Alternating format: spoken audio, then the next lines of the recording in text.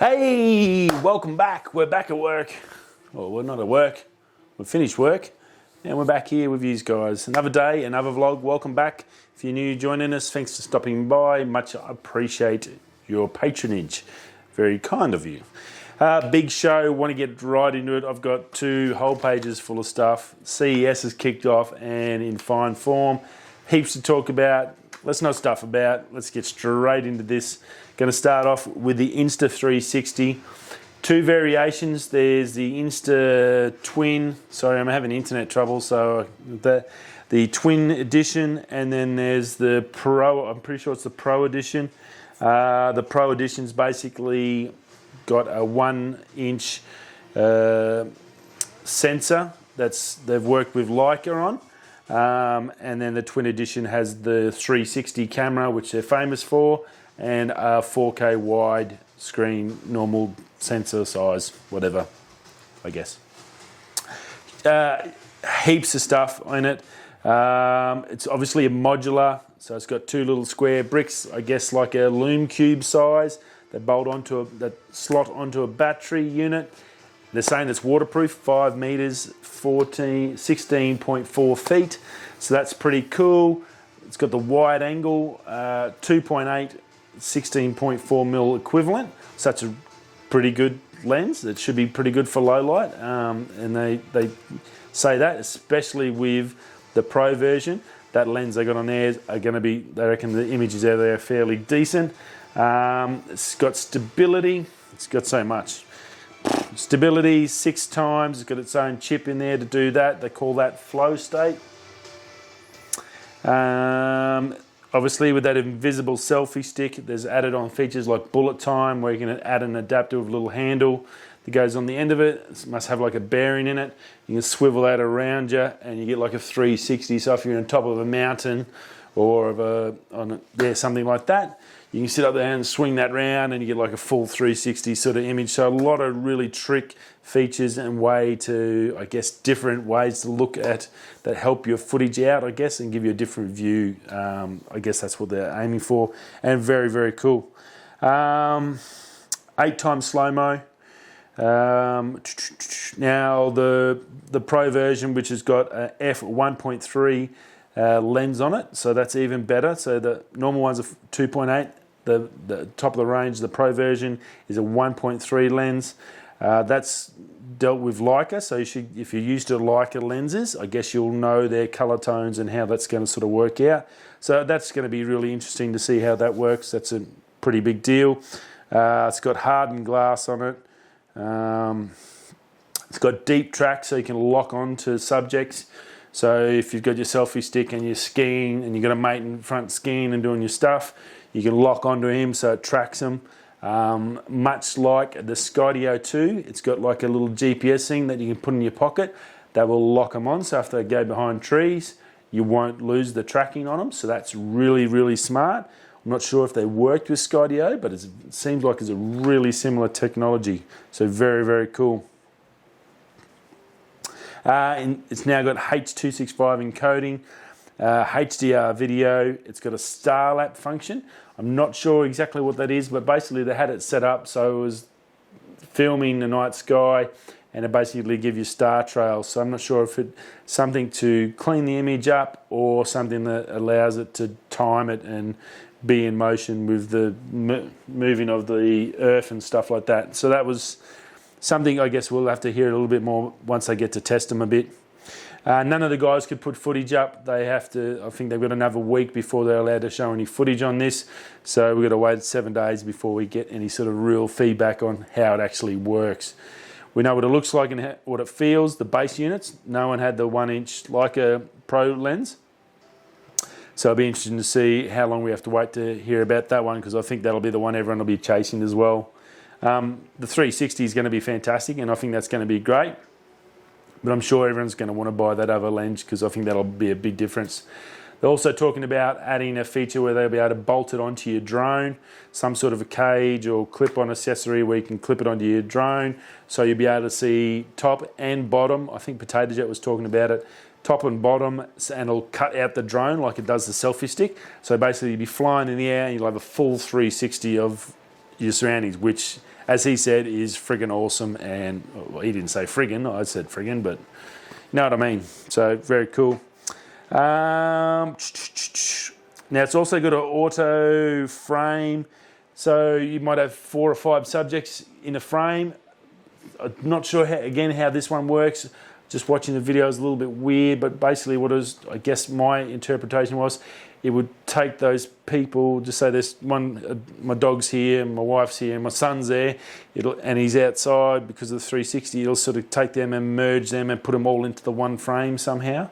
I'm not sure how that works. It seemed a little bit funky, but it was, again, something different and another way to give you options, I guess, on what you can and can't do.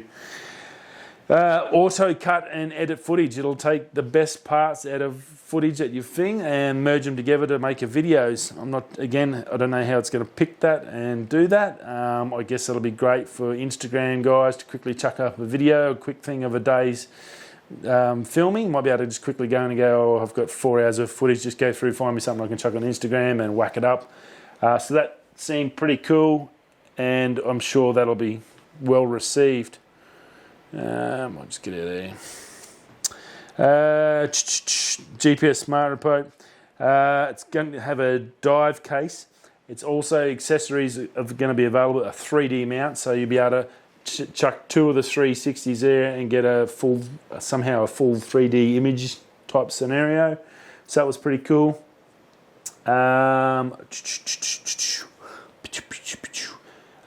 It's going to have Apple Watch control, so you'll be able to control it with your Apple Watch.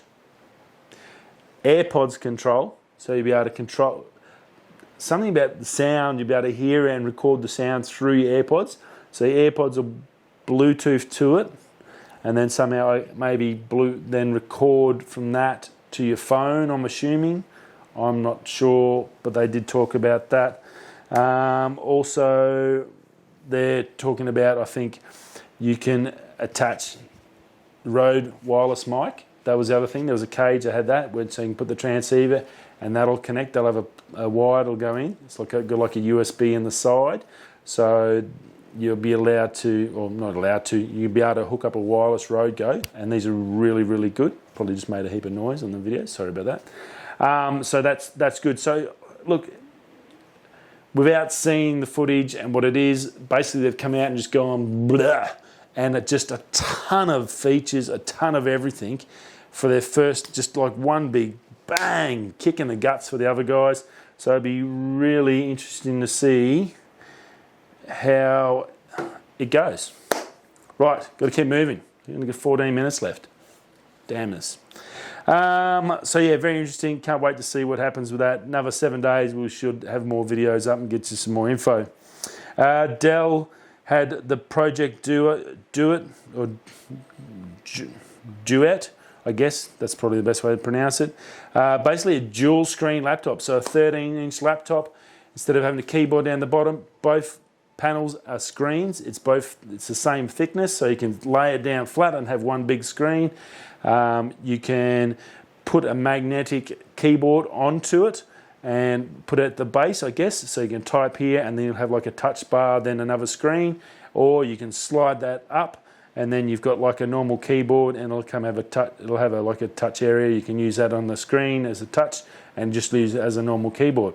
I didn't mind that. I thought that was a pretty decent prototype from them. Again, a prototype, so I think that'll be something to look at. They also had Project Origami, which is a folding tablet. Folds down pretty nice, 10-inch tablet that folds in half. So this folding stuff was pretty evident throughout the whole stuff. LG come out. Holy bundy. They've got 8K TVs all through CES. It's going to be a year of 8Ks are coming. There's no footage anyone and no one's streaming it, but we're going to have 8K TVs. LG's got 2 big monsters available in their top of the range, and that's a 77 and an 88-inch model.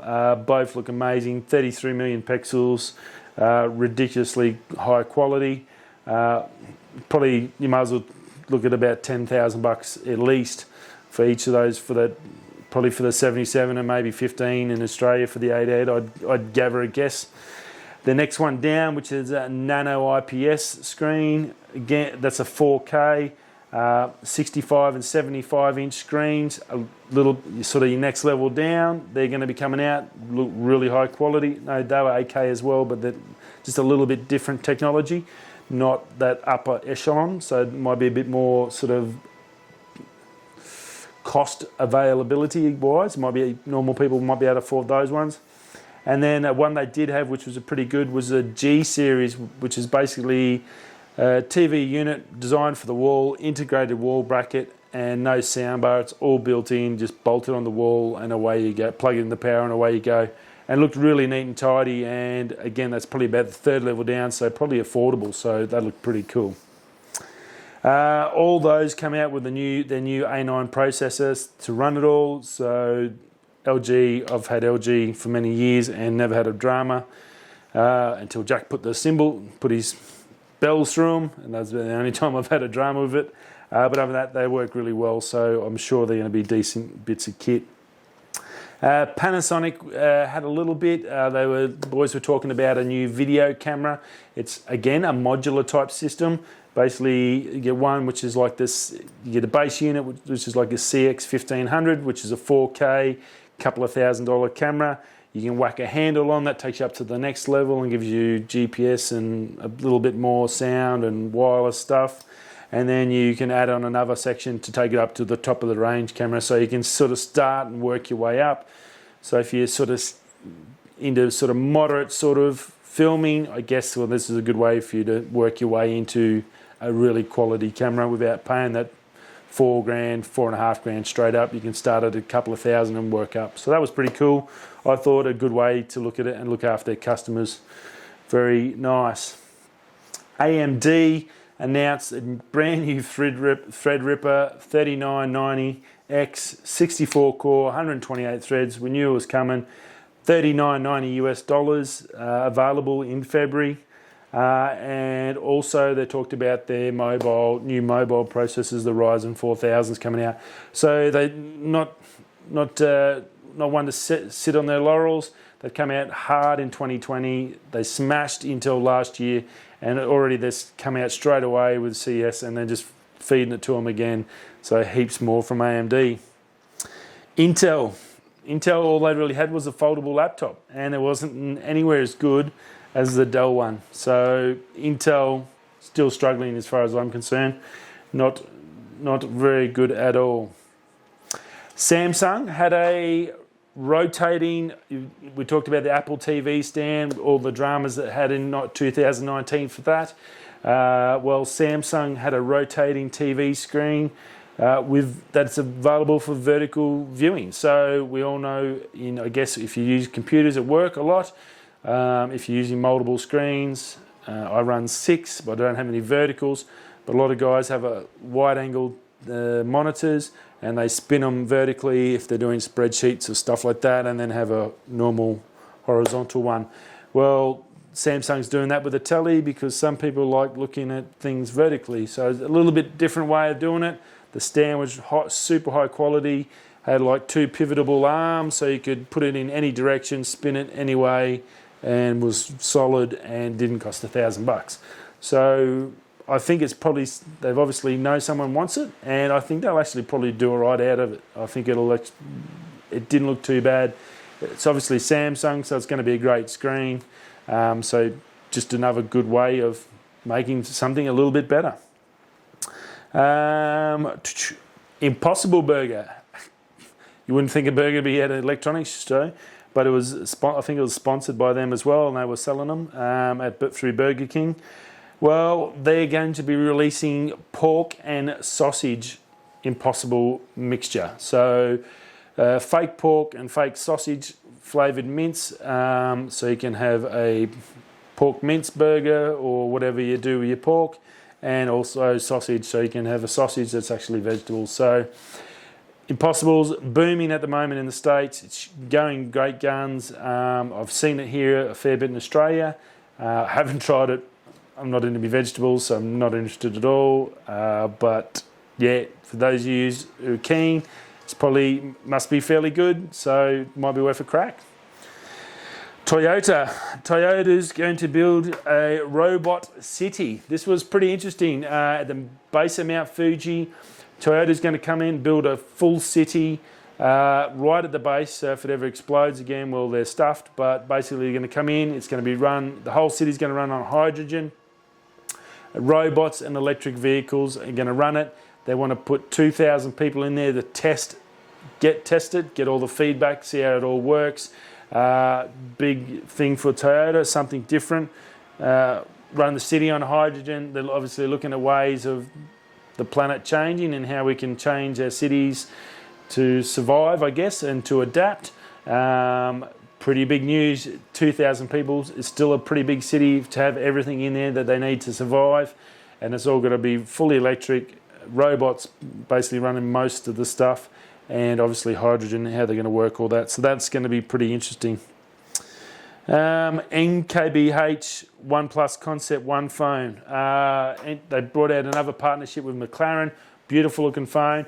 The main feature of it and the big thing about it is a chromatic glass over the lenses. So basically where the lenses, you got on the back of your phone, you got your 4 little lenses. Basically they've got a self-tinting bit of glass, so when you're not using your cameras you can just darken it over and no one can see. It just makes the camera look much nicer. Obviously it gives them a bit of scratch protection. You don't have your lens sticking out of the back of your phone, so it looks a lot nicer and neater. And also to boot, it adds in a ND filter up to ND8, I think he said. So that was pretty cool. I thought that was pretty smart thinking by OnePlus. Autel, last tech stuff before we go into something else. Autel Evo 2 drone release today. Huge thing. Looks really good. 40 minutes flight time, they're saying. It's got a massive battery, 7,100 milliamp hours, and it's going to give you 40 minutes. That's how they're going to do that. Amazing bit of kit. That's not where it ends though. It's got a 45 mile an hour speed, which is crazy. A 9 kilometer range, and that's for video transmission.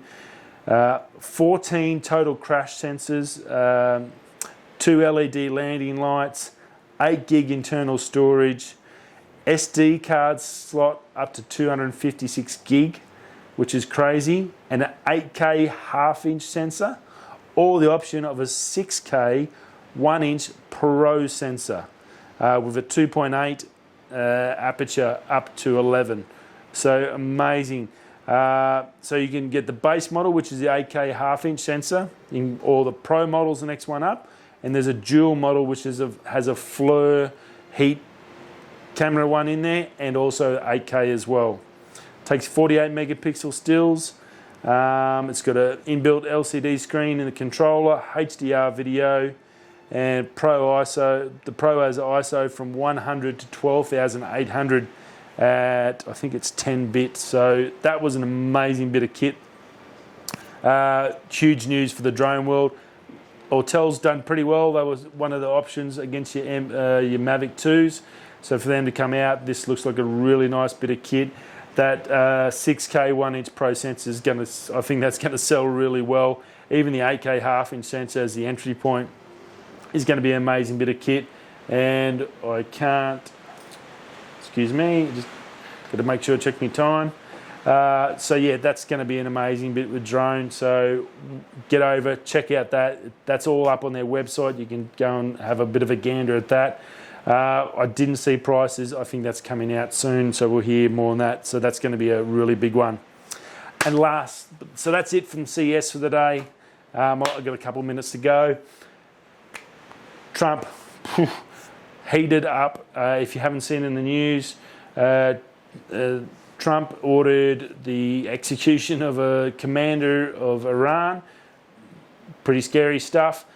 They've fought back today and fired missiles at a couple of American bases. Not good news for anyone involved anywhere on the planet. It's never good. We don't want to see anyone, no one ever wants to see any sort of war where people are going to lose lives. So yeah, not a good time. All the tragedy going on in Australia, it might have been something that's missed. I guess there's something just to keep an eye on. It's going to be really interesting to see how Trump now comes back against those attacks. We don't know if there's any loss of life when the missiles hit these American bases. Obviously, that's going to be a bit of a concern. So, very, very scary. He also threatened cultural sites, Trump, which apparently is illegal and considered a war crime.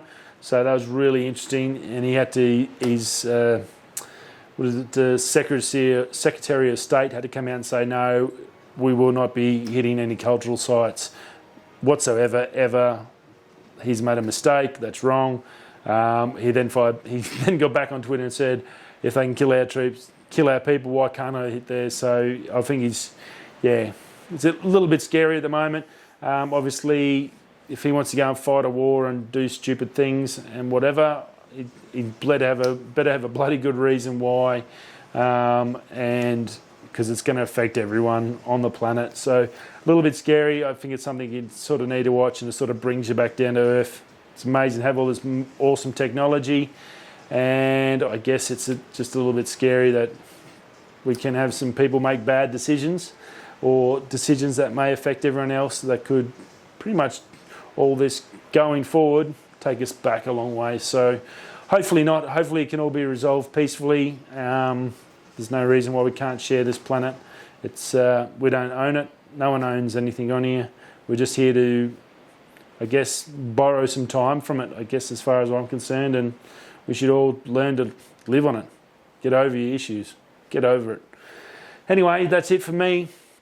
Thanks for stopping by. Again, huge day. Sorry if I've rushed through it. Just go back and play the bits again that I've probably gone a bit too fast on.